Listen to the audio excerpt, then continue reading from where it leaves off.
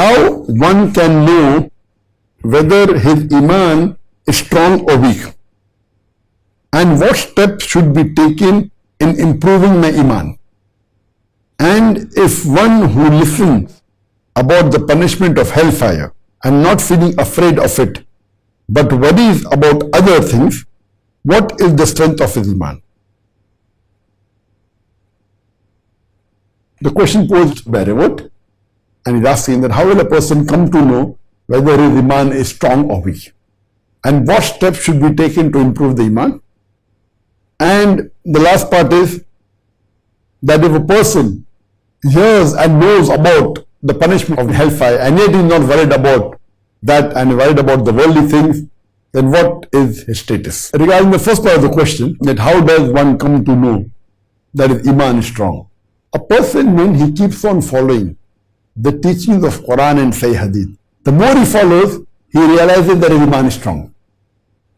For example, when he goes out, a Muslimah knows that she should wear the hijab. The outside world may not be doing hijab. She is doing hijab. You know that the Eemaan is strong. We know that people do wrong things. They cheat. You are not cheating. People tell lies. You don't lie. You are honest. And the more you follow the Quran and Sahih Hadith, you come to know Eemaan is strong. How do you increase your Eemaan? You know, the best way to increase your Eemaan is to read the translation of the Quran, read the translation of the Hadith of the beloved Prophet ﷺ, read the Seerah of the Prophet ﷺ, read the Seerah of the Khulafa Rashidin, of the Sahabas. When you look at the lifestyle, you are empowered. You realize that how strong they were in Eemaan and how weak we are in Eemaan. So if you read the stories of the Sahabas, your Eemaan increases. I'd like to give you one incident. That once there was a person who comes and tells the Prophet that the neighbor that is there is not allowing to build the boundary wall of the house because there's trees in between. So the Prophet tells the neighbor that if you give that one tree and allow him to build his boundary wall, I will give you a tree in Jannah. And he refuses. He doesn't agree. So when one of the Sahaba, Abu Darda, he hears about this, he goes and asks the Prophet that if I get that tree and see to it, give it to him, will I get a tree in Jannah? The Prophet said, yes, why not? So he goes and tells that neighbor that, do you know who I am? He said, no. He says, I am Abu Darda, who owns the biggest and the most precious garden of dates in Medina. So he says, of course, who does not know you?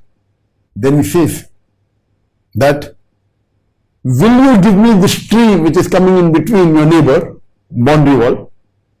And for that, in exchange of that tree, I will give you my complete garden of dates, which is the best in Medina.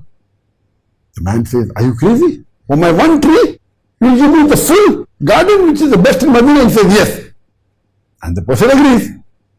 Abu Darda comes back home and tells his wife that today I have done a great deal, an excellent deal. The wife asks, what did you do? So he narrates the story about that tree. And he tells his wife that I bought that tree, that we gave her the tree in Jannah in exchange for the full garden that we have in Medina. So the wife says, what excellent deal. In today's world, if suppose you have such a big garden and you want to buy the tree, today's wife will tell you, you're a fool. Why did you give the full garden? You would have given 25% of the garden, or you should have given 50% of the garden. And surely that man would have agreed. Even if you give 25% of the garden, you would have given that one tree. But look at the Eemaan.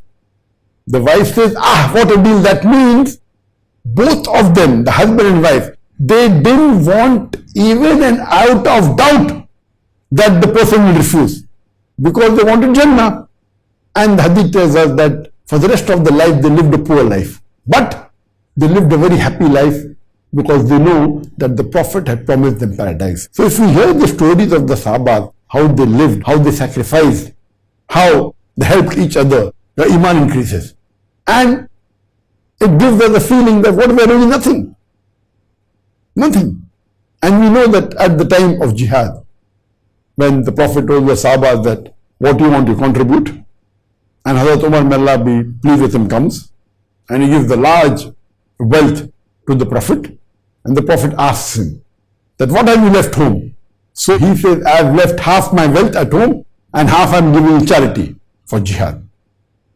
After that, later on, Hazrat Abu Bakr, may Allah be pleased with him, he comes and he gives his wealth to the Prophet, and the Prophet asks him, what have you left home?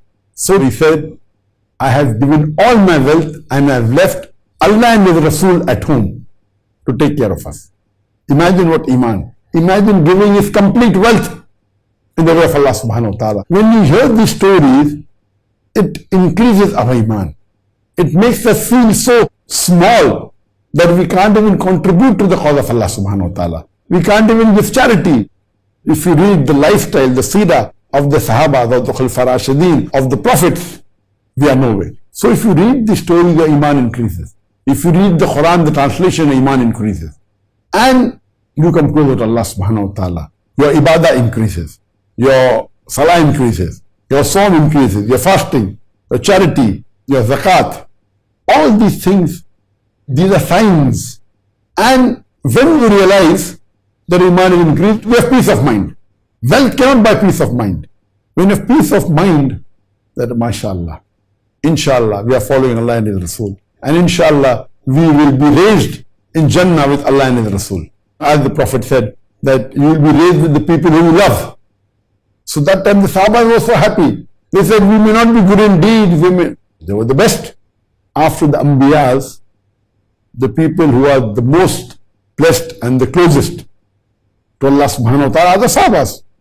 Among the Sahaba, the Khulafa Rashidin, number one. Among the Khulafa Rashidin, Hazrat Abu Bakr, may Allah be pleased with him, he is number one. Then Hazrat Umar.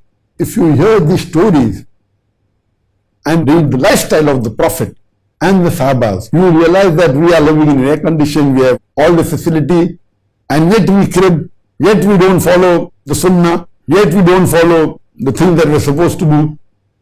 And if you read how did the Ansar, the people of Medina, the Sahabas of Medina, helped the Sahabas, the Muhajir, who migrated from Makkah to Medina, and the stories, it's phenomenal. So the more you read the seerah of the Prophet, of the Sahabas, your Eemaan will increase, your practice will increase, and inshallah, your peace of mind will increase. And you are more secured that Allah will give you the best in this world as well as the Akhirah.